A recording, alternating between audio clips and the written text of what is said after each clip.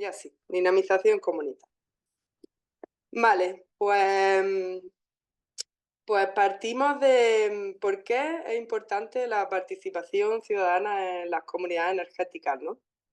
Y bueno, pues parto de estas dos premisas, de que yo pienso y creo firmemente que el mercado eléctrico pues no está diseñado para ni desde ni para las necesidades de la gente, ¿no? No están pensando en la gente a la hora de cómo se gestiona el mercado eléctrico. Y bueno, y que la transición energética, pues a través de estos modelos que conoceréis de megaproyectos de producción de energía, pues tampoco está diseñado para las necesidades de la gente. Entonces, ¿dónde están las personas, no? Y aquí es donde las comunidades energéticas pues tienen una gran fuerza, ¿no? Un modelo que ha surgido donde sí puede la gente estar en ese diseño. Entonces, ¿para qué trabajar participativamente en comunidad energética? ¿Por qué creemos que es importante esto? Bueno, pues hay distintas perspectivas de intervención en lo social, ¿no? Y nosotras las que creemos es la que es con y desde las personas. Y para eso, pues, hace falta que sea participativa. Bueno, ¿de dónde nacen las metodologías participativas? Bueno, pues surgen en los años 60 a través de la investigación, acción participativa y la educación popular, como un método, ¿no? Para cambiar la realidad y afrontar problemas que tiene la población pues, a partir de sus recursos y de su participación. Bueno, pues se tienen en cuenta los aprendizajes que tienen los individuos, su experiencia, su razonamiento y su contexto social. Y a partir de aquí, pues se pueden generar transformaciones sociales con y desde la gente. Y por eso digo que partimos de aquí, ¿no? Existen unos principios en la participación básicos que dice que las personas son sujetos y no objetos y que se va haciendo un cambio de lo individual a lo colectivo. Se busca también el poder de la unión, ¿no? Y así que conseguimos pues, que haya también una mayor redistribución de poder con esta forma y una reflexión permanente. Y bueno, y porque al final los medios son igual de importantes que el fin, ¿no? No hay que olvidar que no da igual qué se hace para conseguir el objetivo, hay que cuidar esos medios.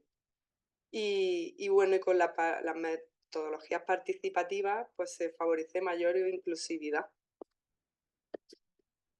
Entonces, la pregunta que, bueno, pues si estáis en alguna comunidad energética o acompañando o en algún grupo, ¿no? Al final la pregunta que todos nos hacemos es ¿y cómo llegamos a la gente? ¿Cómo se llega a las personas, ¿no? ¿Qué es lo que tiene que pasar para que la gente participe? Bueno, pues tienen que pasar estas tres cosas. La gente tiene que querer participar y bueno, y para querer, pues esto depende de que lo vean como algo deseable, influye el estatus, el prestigio que da formar parte de ese grupo. Si ahí tenemos un check, bueno, pues también hay que saber a lo que uno se mete, ¿no? Y hace falta información sobre ese tema y también muchas veces formación, las dos, ¿no? Y por último se tiene que poder participar, ¿no? Y bueno, pues para esto es importante que haya unos canales de comunicación y instrumentos que permitan una mayor vinculación. Y entonces, bueno, intentando llevar esto un poco a la práctica, ¿cómo se llega a la gente desde la práctica? Pues bueno, pues hace falta convocar talleres y actividades participativas que sean atractivas, ¿no? Hay un montón de dinámicas, luego al final dejaré ahí como un listadillo de dinámicas. Entonces, bueno, pues hay que intentar buscar dinámicas que sean llamativas y que la gente se acerque y le apetezca hacerlo, ¿no? Bien pueden ser en la calle o bien pueden ser con un formato más de taller o algo más formal, ¿no? Hace falta hacer una buena campaña de comunicación y que sea un poquito provocativa, ¿no? Que despierte el interés de las personas. Que lo leas y que te pares a leerlo, porque bueno, y más hoy en día con las redes sociales donde todo lo pasamos tan rápido y tiene que ser algo que te llame mucho la atención. Entonces hay que tener eso en cuenta. Y luego es importante aprovechar espacios que ya están funcionando. Es importante conocer el tejido asociativo y los colectivos afines que haya, porque esos pueden ser unos buenos agentes, ¿no? Clave. Y bueno, pues siempre sin olvidar la difusión convencional, ¿no? Y las redes sociales.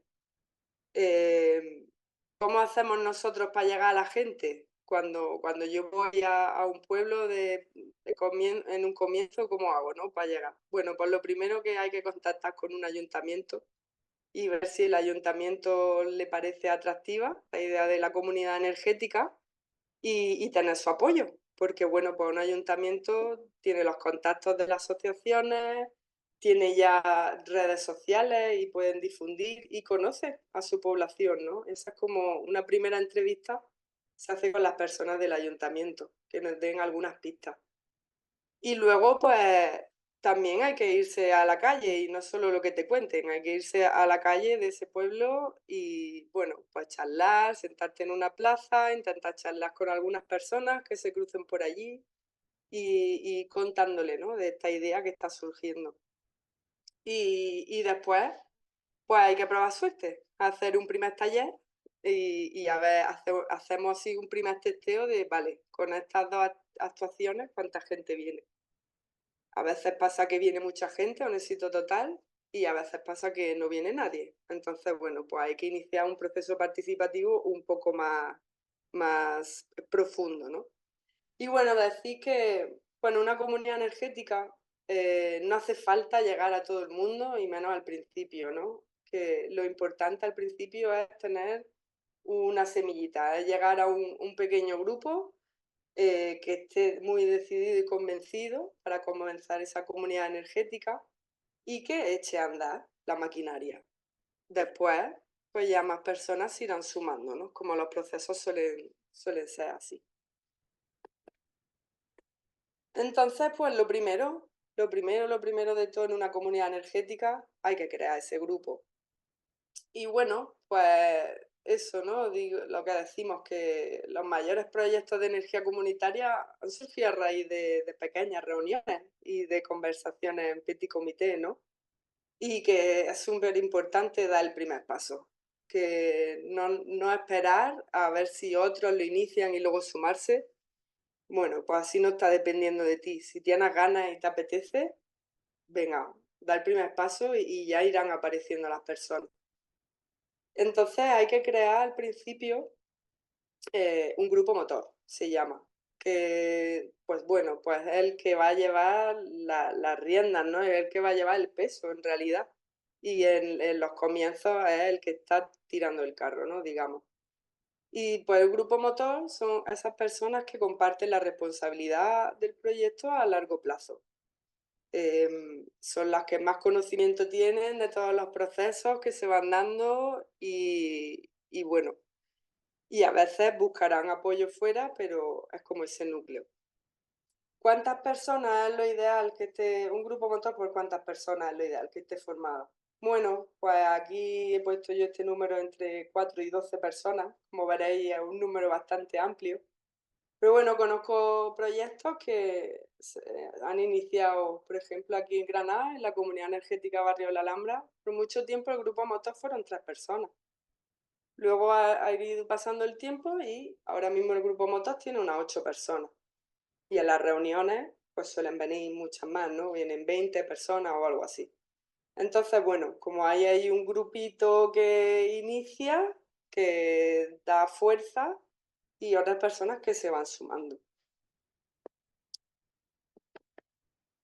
¿Qué es un proceso? Después habría que iniciar un proceso participativo.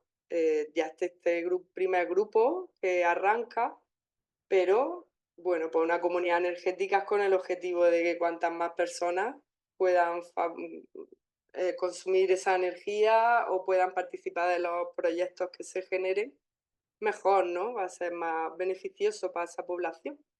Entonces, bueno, ¿a qué nos referimos con un proceso participativo? Porque la participación, pues bueno, a veces se confunde con la asistencia y la participación no es solo asistir, ¿no?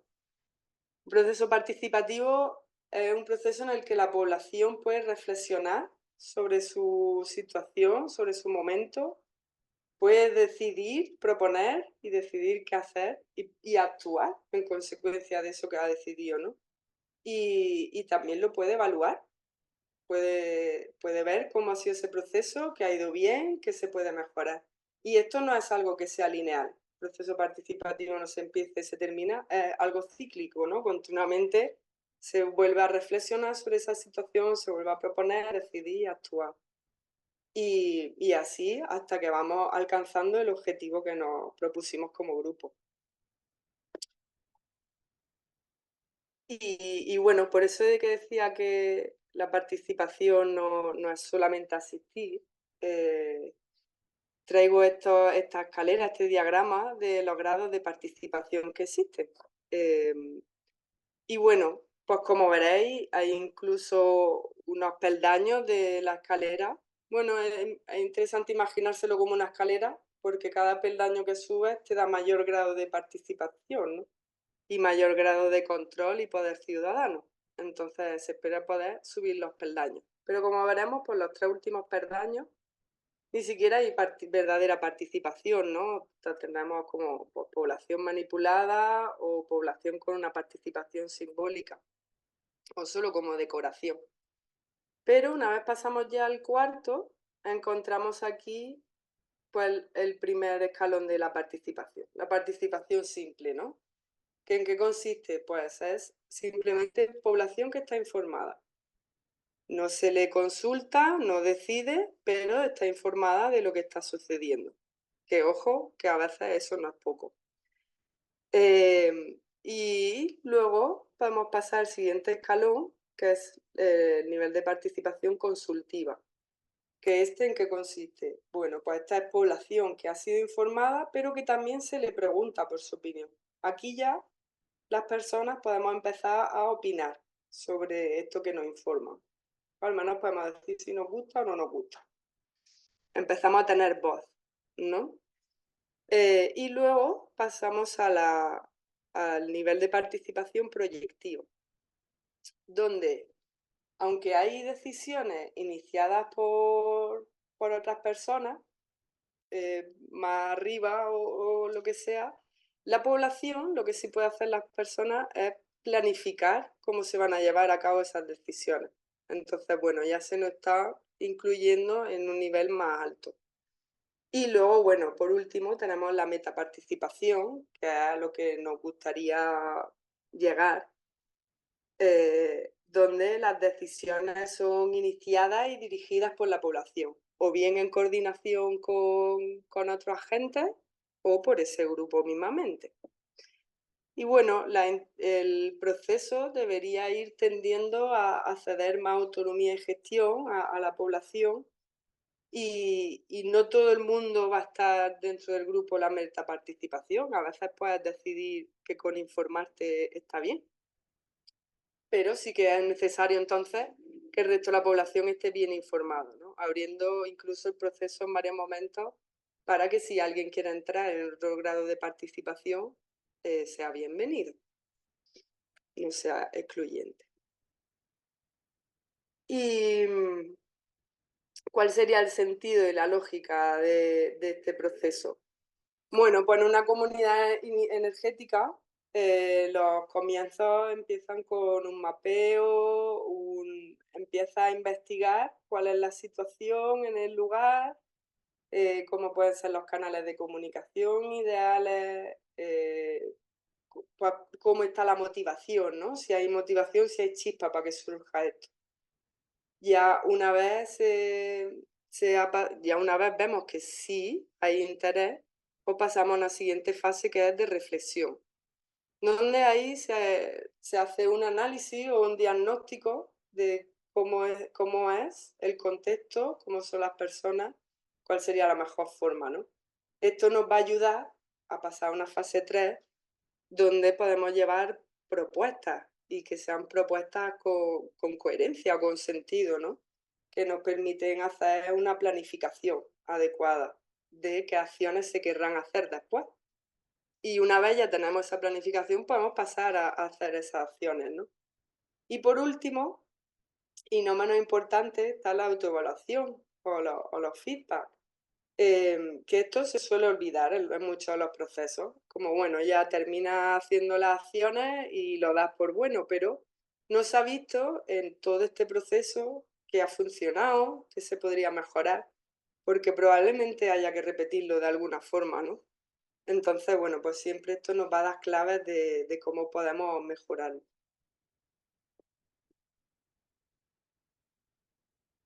Vale.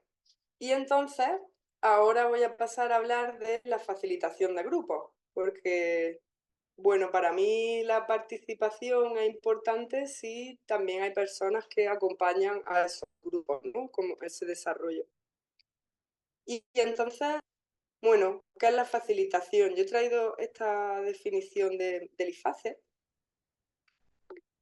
que es el Instituto de Facilitación y Cambio de España, em, donde dice que la facilitación es el arte de hacer las cosas fáciles. Y sí, ¿no? Se trata de llevar ligereza a los grupos, de que sus procesos sean más fáciles y es un arte a la vez hacer eso. No es sencillo, ¿no? Como hace falta formarse y conociendo los grupos en detalle para poder acompañarlos. Entonces es necesario en los grupos que se pueda incorporar una persona o un equipo de facilitadoras. ¿Y qué es lo que hace la facilitadora? Pues hacer al grupo más consciente de sus procesos, porque los grupos no solo son la unión de las personas. Bueno, los grupos son personas que se unen para conseguir un objetivo o una meta común, pero en los grupos existen movimientos que son más allá de las personas, ¿no? Hay roles, hay una estructura del grupo, hay normas que a veces están escritas y otras no son visibles. Entonces, bueno, pues todas estas cosas hay que tenerlas en cuenta cuando llegamos a un grupo. Y bueno, porque la facilitación lo que intenta cuidar prácticamente son tres aspectos básicos en los grupos. Y es que el grupo pueda llegar a cumplir los objetivos que se propuso, tanto a corto plazo como a largo plazo, pero sin descuidar el bienestar de las personas, es decir, teniendo en cuenta a las personas y que los procesos sean coherentes con lo que está ocurriendo. Por eso traigo este dibujito, este diagrama, que es la imagen del modelo de efectividad grupal. ¿Cómo podemos conseguir que un grupo sea efectivo? ¿Cómo podemos conseguir que una comunidad energética sea efectiva? Pues es importante, normalmente y tradicionalmente los grupos básicamente se han fijado en los resultados, en los objetivos. Se han propuesto un objetivo y, bueno, sobre todo grupos que son más de tipo empresarial, ¿no? Se han propuesto un objetivo y ahí que van a conseguirlo. ¿Y qué pasa? Bueno, a veces se tienen en cuenta los procesos, pero normalmente nos estamos olvidando de las personas. Y las personas son las que hacen ese grupo, ¿no? Y no podemos olvidar que, bueno, las personas nos metemos en los grupos para satisfacer nuestros intereses y nuestras necesidades personales. No, aunque seamos altruistas, hay una parte que estamos ahí por nosotras mismas, ¿no? Entonces, si dejas de cuidar a las personas, pues las personas probablemente se te van a ir del grupo, ¿no? Y bueno, y en todas estas, tanto en resultados, personas y procesos, no podemos olvidar, perdón, que el contexto está influenciando continuamente. Tanto el contexto influye al grupo como el grupo influye al contexto, ¿no? Aquí hay un flujo bidireccional. Y, y que hay que tener en cuenta, pues, es importante una evaluación para que las personas puedan saber cómo van los objetivos, ¿no? Los resultados que se pretenden alcanzar. Pero también hace falta que haya en todos los grupos una estructura lo más sólida posible para que los procesos no choquen con los resultados, ¿no? Para que esto vaya fluido. Y bueno, y es importante cuidar las interacciones que se dan entre las personas y que llevan a darse los procesos para que no haya conflictos que al final acaben rompiendo el grupo, ¿no? ¿Y cómo podemos organizar esto? ¿De qué manera se puede organizar para estar cuidando esos tres lados, ¿no?, del triángulo? Bueno, pues en facilitación de grupos decimos que existen los 4 espacios sagrados, se llaman, ni más ni menos. Y bueno, y se trata de que estos 4 espacios aparecen en todos los grupos y lo ideal es intentar poder separarlos. Porque lo normal es que tenemos una reunión, una asamblea o lo que sea, y vamos a tomar una decisión, pero al final se ralentiza mucho y en vez de la reunión que sea 1 hora y media, nos tiramos 4 horas. Bueno, pues a ver, la mayoría tendréis experiencias de este tipo. ¿Y qué está pasando aquí? Pues se está mezclando un conflicto que alguien tiene con esa decisión que no se ha podido gestionar y entonces entorpece, o no hay unas propuestas sólidas antes para tomar la decisión, entonces no está claro, o el grupo no está cohesionado, ¿no? Entonces, al separarlas, lo que podemos es limpiar esos espacios y poder centrarnos en ese solo y ayuda a que desatasque lo que haya atascado, ¿no? Entonces, bueno, pues es importante en la toma de decisiones, es importante que haya una redistribución del poder. Es decir, que, bueno, aquí hay que tener en cuenta que en los grupos se mueven, existen los roles, existe el rango y eso lleva poder, ¿no? Y el poder no tiene que ser como algo malo. El poder bien usado en beneficio del grupo es algo bueno, ¿no? Entonces, como más bien ser consciente de cuál es tu rango, cuáles son tus privilegios y así pues poder dejar más espacio a que otras personas opinen y decidan o tú meterte ahí en esa decisión, ¿no? Y bueno, pues a veces hay muchas formas de decidir las cosas. Existe el consenso, el consentimiento, las votaciones. Y bueno, pues cada una tiene sus pros y sus contras, ¿no? En las votaciones por mayoría, pues ¿qué pasa? Que nos estamos dejando atrás a la voz de la minoría y puede que luego ahí salga un buen conflicto, si no se ha tenido en cuenta esas voces. En el consenso, ¿qué pasa? Pues bueno, puede ser que exista la tiranía de la minoría, ¿no? Que una persona o dos bloqueen una decisión y no sepas cómo salir de ahí. Y bueno, existen otras metodologías o herramientas, como la sociocracia o la holocracia, por ejemplo, donde usan el consentimiento, donde, pues bueno, una propuesta quizás no te gusta, pero es suficientemente buena por ahora como para aprobarla, entonces no la bloqueas, ¿no? Permite que, aunque esa decisión no, tú no decidirías que sí, pero bueno, quieres probar a ver y luego se puede ir mejorando. Entonces eso ayudaría, ¿no? Suele ayudar en la toma de decisiones. Luego, ¿qué hace falta para decidir algo? Que haya una buena propuesta. Y eso es importante separarlo en un espacio de indagación colectiva, ¿no? O creativa. Hay distintas dinámicas o herramientas que nos pueden ayudar a que colectivamente salgan propuestas muy buenas y muy afinadas, ¿no? Desde empezar con una lluvia de ideas hasta tener una propuesta definida que luego se pueda decidir. Y la verdad es que esos suelen ser espacios bastante bonitos en los grupos, ¿no? Son espacios de soñar, de compartir, de todo vale y suelen ser agradables.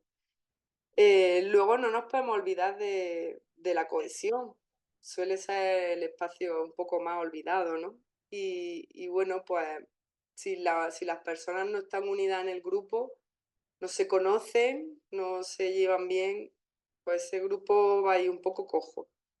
Entonces, bueno, pues es importante celebrar los momentos que sean, pues, como importantes, o bien a través de rituales, o hacer juegos, ¿no? O encuentros que sean un poco fuera del trabajo cotidiano.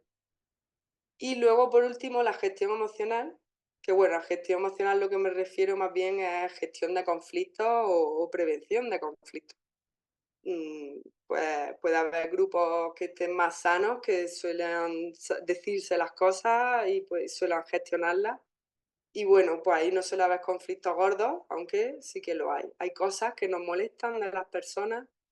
em, Tú puedes tener una opinión, yo tengo otra y a veces no coincidimos, ¿no? Entonces, ¿cómo salvar estas diferencias? Porque al final con los conflictos lo que se trata es de abrazar la diversidad, de entender que el mundo es más grande que uno mismo y que hay otros puntos de vista y otras formas de estar en el mundo. Y que todas son válidas también, ¿no? No solo la nuestra. Entonces, bueno, teniendo en cuenta que están estos 4 espacios, pues, ¿qué podemos hacer para llegar a la gente, ¿no? Desde la práctica, cuando creamos una comunidad energética. Porque cuando se crea una comunidad energética, al final es un grupo recién nacido, ¿no? Y bueno, pues es muy importante, lo primero casi es trabajar la visión. La visión es a dónde el sueño alto, ¿no? Del grupo, a dónde nos gustaría llegar, qué querríamos conseguir, de qué manera, ¿no? Y es importante que veamos las personas que estamos ahí en ese momento que se comparte esa visión, porque es como normalmente crees, sí, vamos todos por el mismo, por los mismos derroteros, ¿no? Y al final cuando empiezas a escribirlo en un papel te das cuenta que no era tan igual. Entonces, bueno, pues tener una visión conjunta que no se dé por hecho y una misión, qué se va a hacer para conseguir llegar a ese sueño, ¿no? Y unos valores o unas normas del grupo. Tenerlas también, que haya algunas escritas, aunque siempre va a haber otras que van a estar volando por encima, que son las normas no escritas del grupo. Bueno, pues esto en periodos de tensión nos puede dar la motivación para seguir adelante, ¿no? En momentos más complicados. Y bueno, ya es importante que se encuentren los intereses comunes en una comunidad energética que vayan más allá del ahorro económico. O bueno, al final la mayoría de personas el bolsillo pica, queremos ahorrar dinero, ¿no? Como sea, pero sí que es importante que en una comunidad energética vengan personas que para ellos los beneficios medioambientales que conlleva estar en una comunidad energética y los beneficios sociales que conllevan también sean casi más importantes que los económicos. Es decir, es importante que encontremos personas convencidas ya de este movimiento.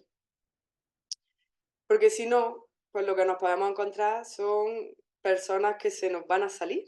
Va a haber un flujo de personas, lo más probable es que más que salgan que entren, y eso no interesa en una comunidad energética, ¿no? Queremos tener personas que se comprometan a estar ahí.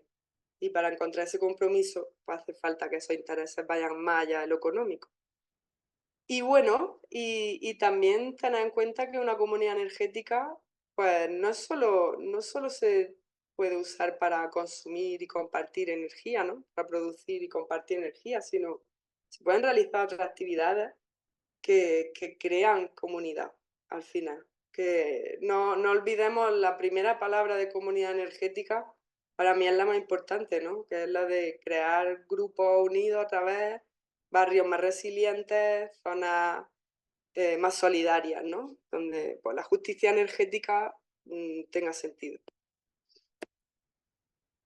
Y, y para ello, para que funcione bien una comunidad energética, es importante que tenga una buena estructura. Y una buena estructura que se adapte a las necesidades de las personas y no al revés, ¿no? Y bueno, pues en una comunidad energética tenemos dos opciones que son bastante buenas, como la cooperativa o también una asociación sin ánimo de lucro.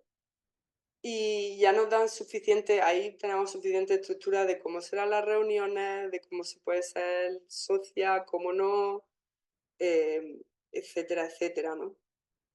Y bueno, pues sí que la estructura también se puede ir trabajando porque hará falta grupos de trabajo para determinados momentos, ¿no? Pues puede haber un momento, el de generar los estatutos hace falta un grupo más jurídico que tenga conocimiento de estatutos o si hace falta empezar conversaciones para cesión de cubierta con un ayuntamiento, pues también hace falta ahí un grupo que sea más jurídico. otras veces será un grupo más administrativo el que hará falta. Pero sí que es importante que esté facilitado en la medida de lo posible, ¿no? Y para ello también, para hacerlo más fácil, pues contamos con modelos de, pues de comunidades energéticas que ya están funcionando y que van bien. Y también se trata de no inventar la rueda cada vez que empecemos un grupo, ¿no? De vaya, vamos a coger lo que funciona y adaptándolo a nuestras necesidades propias como grupo. Y bueno, hace falta, pues hace falta planificarse bien cómo van a ser esas acciones y tener un camino claro que nos lleve al objetivo, pero siempre no olvidando que hace falta ser flexible, ¿no? Yo siempre digo que las dos habilidades que hace falta para estar en grupo es tener paciencia y ser flexible. Entonces, bueno, pues he puesto este diagrama que es de la comunidad energética Río Monachil, que lo hicieron cuando estaban en el momento de buscar la primera instalación. Entonces, bueno, pues se propusieron una serie de objetivos y que tenían sus objetivos, en fin, y lo fueron haciendo. Entonces, es importante una buena planificación, sin olvidar qué cosas irán pasando y habrá que ir cambiando. ¿Y qué es lo que distingue a una comunidad energética participativa, ¿no? O de la economía social, también podríamos decir. Mm, Hoy en día pues están surgiendo, bueno, pues esto de la transición energética es un nicho de mercado y están surgiendo iniciativas de comunidades energéticas que para mí no son verdaderas comunidades energéticas, porque pues si no puedes opinar ni decidir por cuál va a ser el precio, si simplemente te apuntas a una lista y pagas una cuota, para mí no es una real comunidad energética. Entonces, para así considerarlas, las que yo sí considero, pues bueno, pues vienen de abajo arriba, ¿no? Es la gente la que inicia esto. Viene desde un movimiento de la población y que está conectada con las motivaciones y las necesidades de esa gente y de ese territorio, ¿no? Concretas. No va a estar sobredimensionado el proyecto ni se va a dejar, intentando no dejar nadie atrás, ¿no? Hace falta un grupo motor que sea el que genere un marco para que esto empiece a andar y que poco a poco este grupo motor vaya siendo como esa difusión que hace falta para que otros vecinos y vecinas le puedan conocer y querer unirse. Em, para asegurar que el poder no recae en una sola persona o en un pequeño grupo de personas, las decisiones todas tienen que ser a través de asambleas, ¿no? Y en conjunto. Y si no puedes ir a esa reunión, que puedas tener opción de poder dar tu opinión o tu decisión por email, quizás, ¿no? Antes. Luego, si contamos con... Es importante que las instituciones apoyen a estos proyectos para tener resultados tangibles, ¿no? Y para que sea como una fuerza que te ayuda a seguir. Em, Siempre va a ser más fácil y las instituciones pues creo que también están ahí para apoyar, ¿no? Porque bueno, estamos hablando de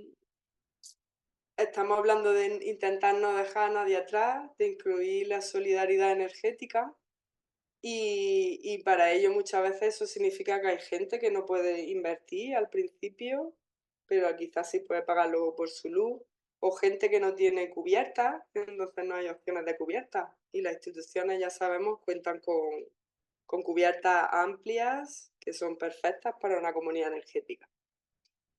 Y bueno, y luego que la soberanía energética sea como el proceso, no solo el resultado, ¿no? No que consigamos tener una soberanía energética, sino que esto sea como algo que sea permeable, ¿no? Que pueda llegar a más lugares. Y bueno, traigo aquí algunas conclusiones, ya estamos cerca del final. Y pues sí, puede parecer obvio, pero las comunidades energéticas sin personas no son comunidades energéticas y necesitamos trabajar con esta gente, ¿no? Con esa gente. Entonces, bueno, pues cuantos más profesionales o expertos técnicos que puedan acompañar esos procesos, eh, más facilitará a la comunidad energética, porque bueno, pues puede ser complicado, ¿no? Hay aspectos técnicos, aspectos, bueno, pues desde la facilitación, que si no te acompañan, pues te puedes encontrar en un callejón sin salida pronto y que ahí se pare la cosa. Y bueno, pues eso no es lo ideal. Em, y bueno, pues otra conclusión es que esto de construir de abajo arriba, pues es un proceso de pedagogía y de empoderamiento, ¿no? Hacia la soberanía energética. Y puede ser un primer paso o segundo para otras soberanías, ¿no? Sí, es importante que sintamos que, que- que- que tenemos algo que decir y que podemos opinar y que podemos decidir. Y bueno, no olvidas que las comunidades energéticas tienen un posicionamiento ideológico político y que no queremos quitarlo, ¿no? Como esas personas se han unido por unos intereses y es importante reforzarlos y que estén vinculados a la economía social, ¿no? También. Y bueno, y decir que las comunidades energéticas que no sean solo una cuestión económica, aunque esta sea también importante, pero lo medioambiental y lo social y lo comunitario casi que tenga más peso, ¿no? Y bueno, pues hoy en día, por ejemplo, además nos encontramos en un momento donde el precio de la energía en el mercado a veces está por los suelos y esto no favorece a las personas que solo van buscando un beneficio económico, ¿no? En las comunidades energéticas. Pues ya no quieren entrar. Te dicen, pues si eso lo puedo yo pagar por menos en mi compañía de ahora. Sí, pero tu compañía que a dónde llega, qué hace, ¿no? Que mueve. Entonces, bueno, es como ser conscientes todo momento de dónde estamos. Y, a ver, no sé si he ido muy rápido, pero bueno, ya esta es la última diapositiva. Y bueno, aquí ahora después tenemos un rato para preguntas, me podéis preguntar lo que queráis. Y bueno, aquí he traído como algunas dinámicas de tanto de la participación como de la facilitación. Em, la mayoría fácilmente, si las buscáis en internet, os sale, bueno, pues cómo se hacen. Y la verdad es que ayudan, ¿no? A llegar a los resultados que se buscan en el grupo. Entonces, bueno, pues hasta aquí la cosa. ¿Te deja ya de compartir pantalla? Muchísimas gracias, Elena. No, has ido muy bien, ¿eh? No has ido rápida ni nada. Perfecto. Vale. Tenemos muchas preguntitas. Si quieres, empiezo, ¿vale? Dale. Venga, vamos allá. He filtrado un poquillo las que son específicamente de este webinar, ¿vale? Porque hay algunas que, bueno, que se pueden remitir a otros webinars que ya hemos tenido. Entonces, pues, a ver, primera pregunta, ¿cómo pueden los ayuntamientos promover este tipo de iniciativas? Preguntan. ¿Cómo pueden los ayuntamientos promover este tipo de iniciativas? Pero como, a ver, ahora tengo yo una pregunta a la pregunta. Pero, claro, es como el A las ayuntamiento, comunidades energéticas, entiendo. claro, ¿cómo pueden ayudarla? Bueno, pues favoreciendo que se puedan reunir primero las personas allí, que den toda la difusión que puedan. Y luego, pues si pueden colaborar cediendo una cubierta o incluso participando en una comunidad energética, ¿no? También pueden ser una socia más, que es una figura interesante. No hay muchos ejemplos, pero lo hay, ¿no? Y todo eso pues ayuda a que todo, bueno, a veces trabajas con la administración, puedes lentecer los procesos, eso hay que tenerlo en cuenta, pero luego también nos da un montón más, nos da muchos beneficios también. Entonces, bueno, pues ahí un poco equilibradas. Cuánto de rápido quieras ir y cuánto de apoyo quieras de la institución, ¿no? Pero sí, que hay que estar en contacto con ellos, que sean conocedores de que se está surgiendo eso ahí en ese pueblo y contarles, ¿no? Cómo pueden apoyar. Eso es justo además hay otra pregunta que habla de cómo, bueno, cómo pueden estas personas, ¿no? Que quieren constituir esta comunidad energética encontrar estos espacios para reunirse, ¿no? Para la asamblea. Y justo lo has dicho tú ahora, lo has contestado, que los ayuntamientos pueden facilitar esos espacios, que es una muy buena manera de apoyar. Vale, pues seguimos con otra pregunta. ¿Cómo podemos afrontar la conocida resistencia al cambio en entornos con población desconfiada o conservadora? Esto viene a raíz de la cuestión que tú has planteado de que el principal paso es querer, ¿no? Entonces, bueno, pues un poco cómo se puede afrontar, ¿no? Esa resistencia y esa población reacia. Sí, vaya, hay gente, ¿no? Que eso de lo colectivo le echa para atrás. Es como, uff, tener que ponerme de acuerdo con, si no me puedo poner de acuerdo, ¿no? Todo el mundo nos viene la comunidad de vecinos. Si no me pongo de acuerdo con mis vecinos, ¿cómo me voy a poner de acuerdo para una comunidad energética? Y entonces, eso es difícil de salvar. Eso es a base de invitarlos, de hay que iniciar algo, esa gente no se va a unir al principio, ¿no? Pero hay que iniciar algo y que vean que sí, que funciona, ¿no? Y invitarlos y que vean cómo un poco es el proceso y las dinámicas que se dan. Y ahí quizás empezamos a cambiar algo de la mentalidad. Pero tiene que ser todo como muy desde la experiencia, ¿no? De que vayan descubriendo que puede ser de otra manera. Pero sí, ahí tenemos un hueso duro de roer, ¿no? Ahí, y las poblaciones rurales, ¿no? Donde se desconoce tanto el tema y, en fin, o población mayor, que ya no le interesa una inversión, o ahí es complicado hacerles participar a veces, sí. Ujú. Vale, esta pregunta tiene que ver con las técnicas y herramientas que has dado antes, ¿no? Que una de las preguntas era que si se podría dar un repertorio de técnicas, ¿no? Para hacer, pues que las personas participen, ¿no? O ya ponen como ejemplo llamamientos para cubrir puestos, solicitar expertos, invitación a jornadas festivas, ofrecer algo, ¿no? Para que la gente acuda, que un poco yo creo que esas técnicas y esas herramientas has puesto una lista, pero si a lo mejor tú quieres dar algunas más concretas, Pero más como definidas, ¿no? De cómo se llevan a cabo. sí, para que Sí, puedan participar en mayor medida, ¿no? La gente. sí, sí, bueno, podría decir ahora como algunas sí y luego puedo pasar como un documentito con alguna más Ah, pues sí, pues descrita, ¿no? mejor. Más detallada. Sí, sí, sí, vale, Pero sí, vale, dependiendo, ¿no? genial. De estos 4 espacios que he hablado, por ejemplo, en el de indagación hay uno que a mí me gusta mucho usar, que es el World Café, donde distribuye el espacio en 4 sitios, ¿no? Y se hace como, o como si fuese un café, tienes picoteo en la mesa y se hace así de una forma distendida, ¿no? Intentando, bueno, pues se dicen que muchas de las mayores decisiones se toman en la cafetería, ¿no? En un bar. Entonces, bueno, si intentas reproducir eso, tienes preguntas y vas cambiando por el espacio. Y puedes ir aportando a lo que otros ya han aportado que tú puedas ver también.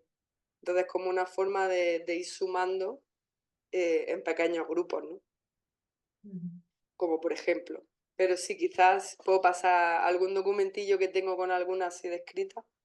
Sí, genial, porque en otras ocasiones a las personas que se han inscrito al webinar, pues le hemos pasado, aparte de la grabación, pues algún documento, ¿vale?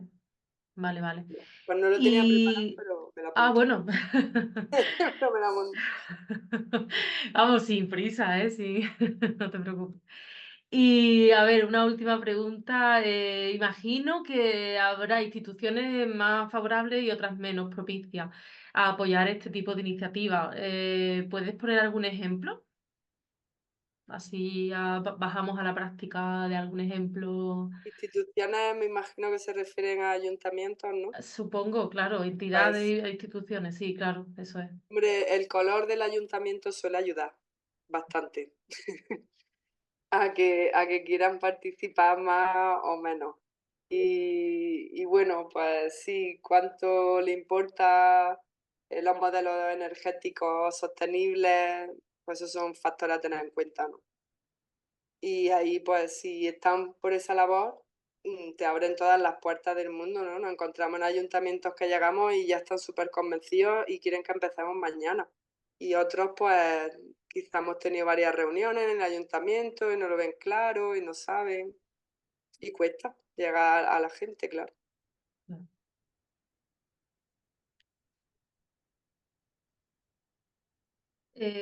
Vale, preguntan, dice, mi pregunta es, ¿a qué más instituciones te referías, aparte de ayuntamientos? Porque a lo mejor supongo que te has escuchado decir ayuntamientos, pero si hay algunas más instituciones con las que sí puede encontrar, bueno, más puertas abiertas. Colaboraciones. Bueno, pues aquí en la Comunidad Energética Barrio La Alhambra, por ejemplo, se está negociando con la Universidad de Granada también. Pues esa puede Ujú. ser otra institución importante con la que negociar. Eso te lo encuentras en las ciudades, ¿no? Y luego, bueno, pues puede haber asociaciones, otras cooperativas que quieran colaborar. Pero sí, básicamente con instituciones me refería a la administración. Vale, y otra pregunta es que están ahora haciendo ya las últimas así. ¿Cómo se están implicando los grupos de desarrollo rural? ¿Te suena de algún ejemplo? ¿Cómo se están implicando? Los grupos de desarrollo rural en algunas comunidades energéticas que, bueno, que conozcas. Mm, no sé contestar eso. Me haría falta alguno de mis compas que trabajan con los grupos de Vale, desarrollo rural, de paso, pero yo no puedo comentar bien ahí cómo están incluyéndose, vale, la verdad. Siento. vale. Pues si no hay ninguna pregunta más, mi compañero Bosco acaba de pasar el enlace de la evaluación, por favor, antes de iros. Es súper importante que son un minuto. Y nos va a servir para ir mejorando en los siguientes webinars, así que si podéis darle en el chat, tenéis el enlace, pincháis y rellenáis la evaluación, por favor. Y mientras lo hacéis, yo le quiero lanzar una pregunta a Elena. ¿Ha habido algunas personas que han preguntado específicamente por temas de pobreza energética, de vulnerabilidad energética? ¿Cómo abordar eso desde una comunidad energética participativa? Le hemos pasado el enlace a un webinar que hemos tenido específicamente sobre eso, pero también creo que sería interesante conocer la participación, o sea, la opinión, perdón, de Elena desde el punto de vista de, eso, de la dinamización de grupos, de la dinamización comunitaria, cómo incorporar el tema de la vulnerabilidad energética, ¿no?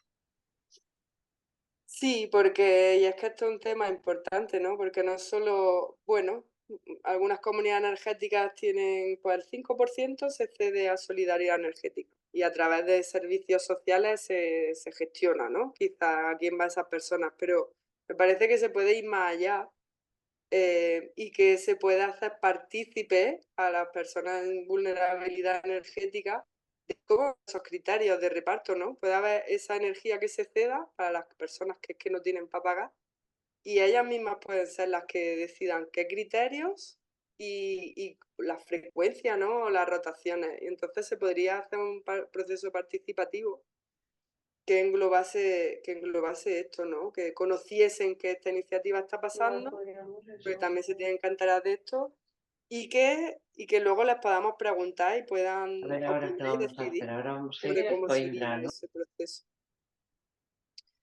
Mm.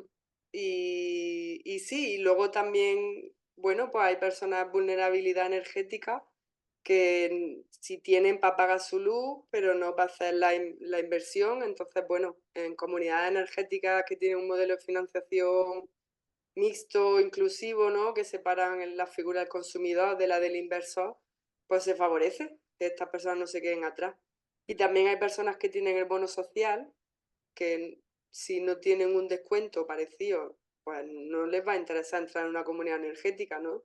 Entonces también considerar dentro de una comunidad energética que puede haber varios precios, dependiendo de la situación de esa persona también para pagar la cuota inicial, ¿no? Como lo ideal es que haya facilidades para que todas se la paguen, pero que puedan pagarla poco a poco, o incluso que con dinero de otro lado se pueda cubrir esa cuota, porque quizá hay quien no tenga y la cooperativa tenés que poner 100 euros para entrar, pues va a ser difícil que entre. Entonces hay que facilitar también todas esas trabas al máximo. Y mucho preguntándole a ver cómo les gustaría que fuese, ¿no? Que no, que sean los actores principales de esta película.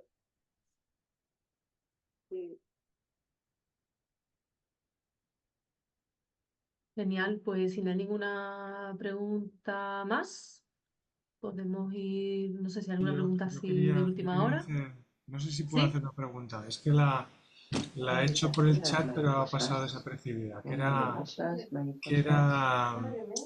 cuando has hablado de hacer una campaña publicitaria o informativa que fuera así rompedora o que llamara la atención, a ver si tenéis algún ejemplo de campañas informativas que hayáis hecho que hayan tenido buen resultado.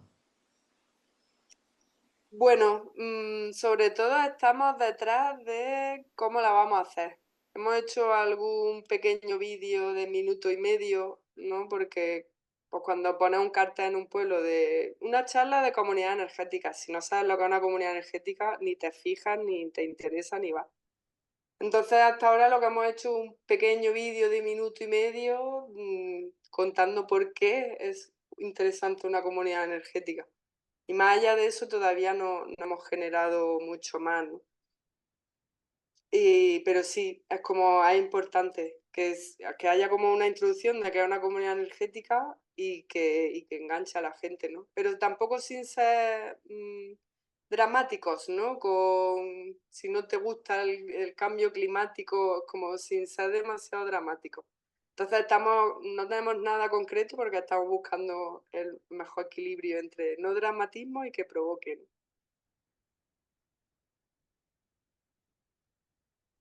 Aún así, por aportar también a la persona, a Pedro, eh, la campaña de comunicación original de la Comunidad Energética de Río Monachil es especialmente, creo, es casi un objeto de estudio porque es muy pedagógica, muy didáctica y sobre todo eh, eh, que también quiere hacer referencia a la diversidad del territorio, también quiere hacer referencia a las diferentes maneras que pueden las personas participar en la comunidad energética y lo hace de una manera pues muy pedagógica, muy colorida, muy cercana y muy llamativa también. O sea, está muy bien realizada en el diseño, en la ejecución y en los elementos que hay. Os invito a que lo busquéis. Es Comunidad de Río Monachil, que la conocemos mucho ya y muchas, y podéis acceder a los diferentes elementos de